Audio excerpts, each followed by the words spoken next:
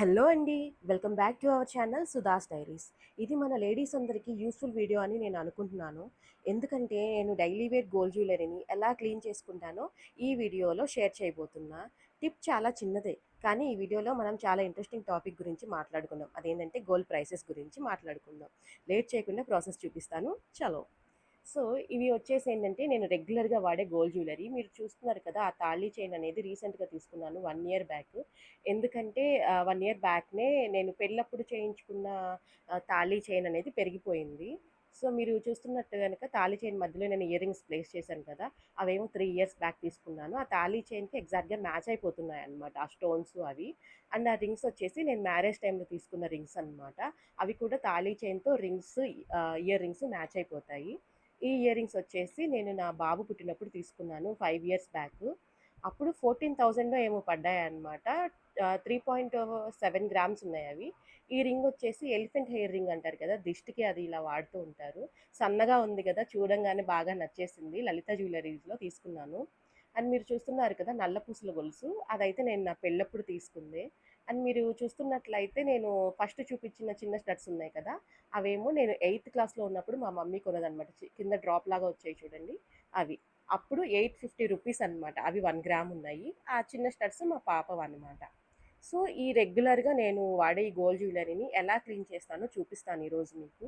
ఈ రింగ్ ఉంది కదా! ఈ రింగ్ అండ్ ఇంకొక రింగ్ చూపిస్తున్నాను కదా! ఈ రింగు. ఇవి నేను చపాతీ పిండి కలిపేటప్పుడు గానీ, వెజల్స్ క్లీన్ చేసేటప్పుడు గానీ, ఎప్పుడు అనేది చేతికే ఉంచుకుంటాననమాట. నేను తీయను. అందుకని చెప్పేసి వాటి లోపల ఎక్కడైతే హాలోగా ఉందో అక్కడంతా మురికి పేరుకుపోతుంది.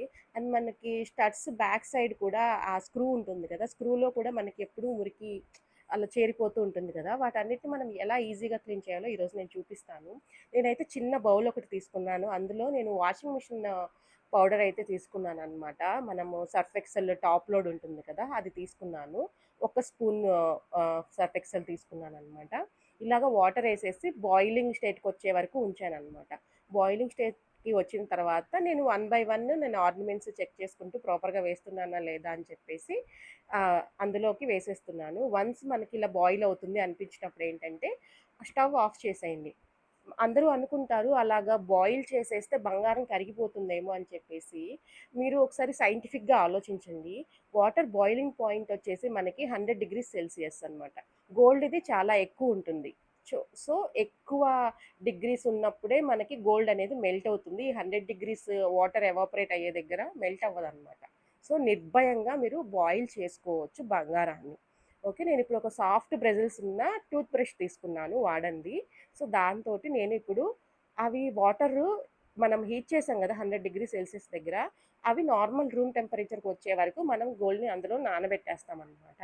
తర్వాత ఎంత ఈజీగా మురికిపోతుందంటే, మీరు బ్రష్ తోటి రుద్దుతుంటే ఆ బ్రష్‌తో పాటే వచ్చేస్తదనమాట. సో, ఇది సింపుల్ క్లీనింగ్ ప్రాసెస్. ఇంకా మీకు ఎక్కువ డర్ట్ ఉంది అనుకుంటే, ముందే మనము పిన్ తోటి మనకి సేఫ్టీ పిన్ ఉంటుంది గదా!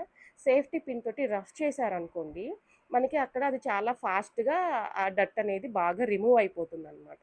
నేనైతే ఇది ఇలానే రెగ్యులర్‌గా క్లీన్ చేసుకుంటూ ఉంటాను. రెగ్యులర్‌గా ఇన్ ద సెన్స్ నేను 6 మంత్స్‌కి ఒకసారి లేదా 4 మంత్స్‌కి ఒకసారి అలాగా నాకు మురికిగా అనిపిస్తున్నాయి అనుకున్నప్పుడు మాత్రమే నేను క్లీన్ చేస్తాననమాట.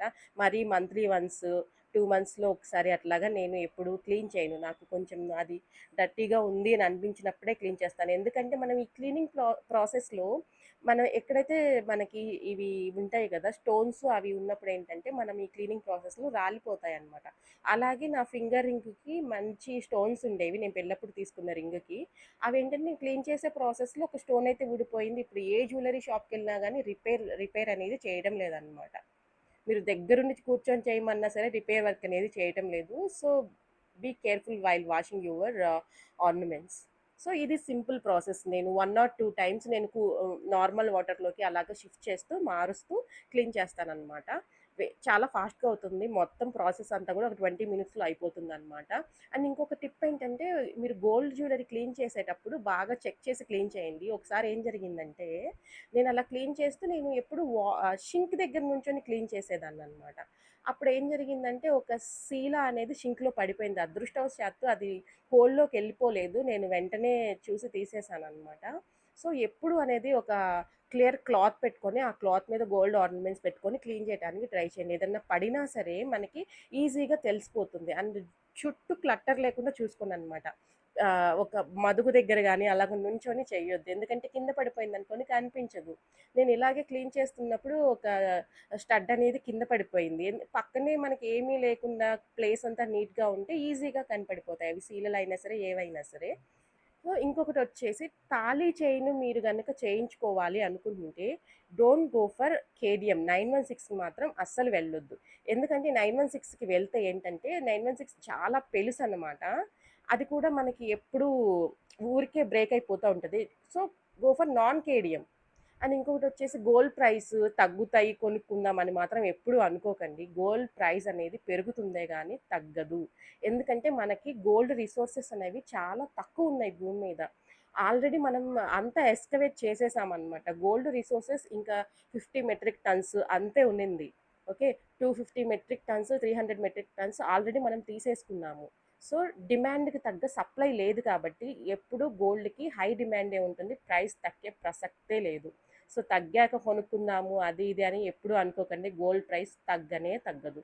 కాబట్టి గోల్డ్ ప్రైస్ ఎప్పుడు కొనాలి? ఏది మంచి టైం అని ఆలోచించకండి. మీ మైండ్‌లోకి ఎప్పుడైనా గోల్డ్ కొనాలి అనే ఆలోచన వస్తే అదే మంచి time. Please subscribe to our channel. Thank you.